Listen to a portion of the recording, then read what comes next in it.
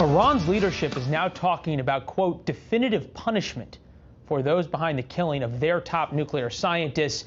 Israel is widely believed to be behind the attack. Ryan Chilcote is following the implications that we're now seeing around the world. Hi, Ryan.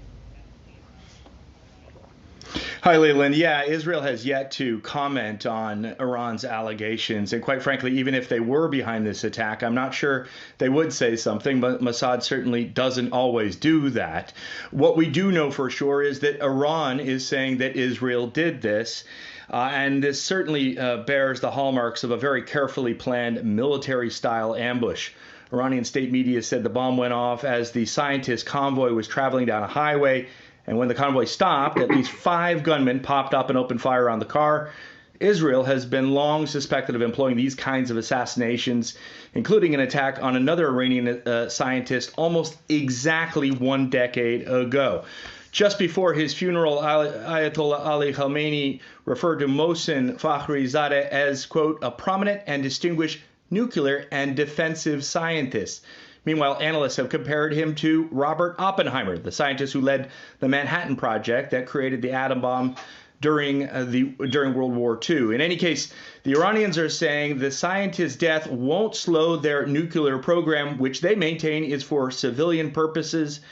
And you'll remember they resumed that program when the Trump administration pulled out of the Iranian nuclear deal. Now, some analysts are saying this attack will renew tensions between the U.S. and Iran in the waning days of President Trump's term. We'll have to see. Some analysts are also saying this could box in President-elect Joe Biden in terms of what he can do with Iran. And the reason for that is that President-elect Biden, has said that his administration may want to rejoin that Iran nuclear deal. Now, if Iran believes that the U.S. supported or was aware of this Israeli attack, if it turns out to be, in fact, Israel behind this, then you can imagine that perhaps the Iranians won't want to renew relations or renew some kind of deal with the United States. Now, the Saudi ambassador last week said he didn't. All right, Shalom. I'd like to say Ka Halayim La Yahweh, by Hashem Yahweh Shai, by Hashem Harakakodash, my ma. Double honors to the elder apostles of Great Millstone, and my elder as well. And salutations to the Akim that are pushing the truth and sincerity and truth. And peace and blessings to the men, women, and children that believe in the name of Yahweh by Hashem Yahweh Shai. This is Matthew chapter 24, verse 6. It says, and ye shall hear of wars and rumors of wars. See that ye be not troubled. All these things must come to pass, but the end is not yet. So what you're seeing happening right now is things heating up in the Middle East. So the Lord said He was going to gather them down there to muster up the host of the battle.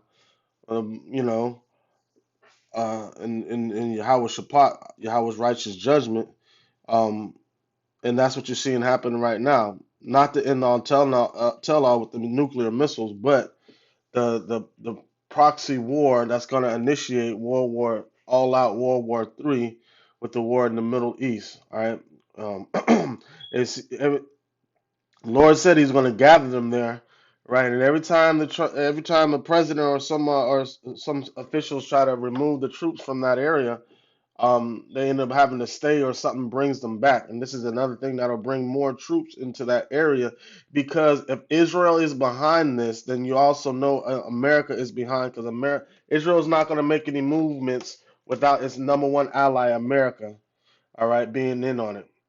So this is Matthew 24 and 6 again. It says, and ye shall hear of wars and rumors of wars.